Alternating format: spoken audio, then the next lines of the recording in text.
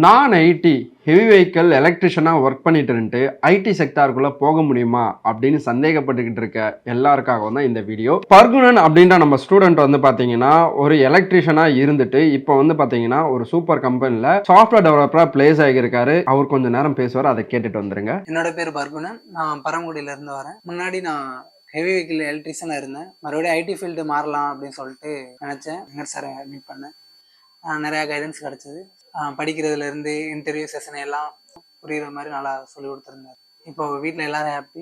Cash இன்ஃபோட்டுக்கு நீங்கள் படிக்க வந்தால் என்ன ஸ்பெஷல்னு கேட்டிங்கன்னா, வாரத்தில் 6 நாளும் நீங்கள் இந்த கம்பெனி ஓனர் கிட்ட படிக்க போகிறீங்க. அவர் தான் உங்களுக்கு டீச் பண்ண போகிறாரு. இவரை பற்றி சொல்லணும்னா HCL ஆஸ்திரேலியாவில் ஒர்க் பண்ணவர் 10 இயர்ஸாக மைக்ரோசாஃப்ட் கிட்ட வந்து பார்த்தீங்கன்னா அவார்டு வாங்கின ஒரே தமிழனும் இவர் தான். அமேசான், இன்டெல், IBM அப்படின்னு ஏகப்பட்ட சர்டிஃபிகேஷன் பண்ணி வச்சிருக்காரு.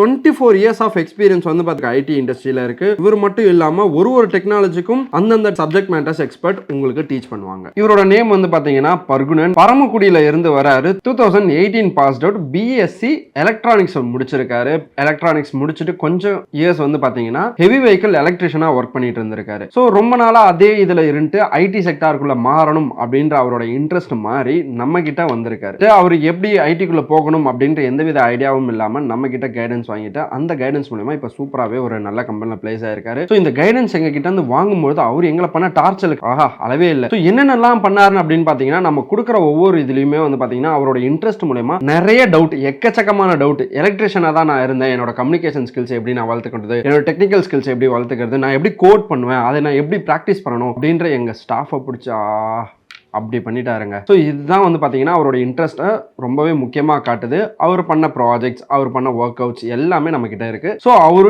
எல்லாத்தையுமே உங்களுக்கு கண்டிப்பாக ஷேர் பண்ணியிருப்பாருன்னு நினைக்கிறேன். இப்போ அந்த மாதிரியான இன்ட்ரெஸ்ட்னால தான் வந்து பார்த்தீங்கன்னா அவர் ஒரு சூப்பர் கம்பெனியில் சாஃப்ட்வேர் டெவலப்பரில் பிளேஸ் ஆயிருக்காரு. தேங்க்யூ. ஸோ நீங்களும் காஷ் இன்ஃபோடெக்கில் படிக்கணும் அப்படின்னு நினச்சிங்கன்னா கூகுளில் காஷ் இன்ஃபோடெக்னு சர்ச் பண்ணி ஃபர்ஸ்ட் ஒரு ரிசல்ட் பேஜில் kashinfotech.com அப்படின்ற நம்ம வெப்சைட்குள்ளே போனீங்கன்னா கோர்ஸ் அப்படின்ற ஒரு பேஜ் போகணும்.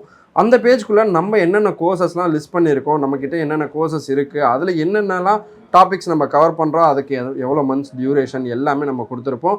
அதில் கீழே கொஞ்சம் ஸ்க்ரால் பண்ணி வந்தீங்கன்னா அப்ளை ஃபார் கோர்ஸ்னு ஒரு ஃபார்ம் இருக்கும். அந்த ஃபார்மை நீங்கள் ஃபில் பண்ணுறது மூலமா நீங்கள் ஈஸியாக நம்மக்கிட்ட கோர்ஸ் வந்து எடுத்துக்கலாம். அதே இதில் இன்டர்ன்ஷிப் அப்படின்ற பேஜ் இருக்கும்.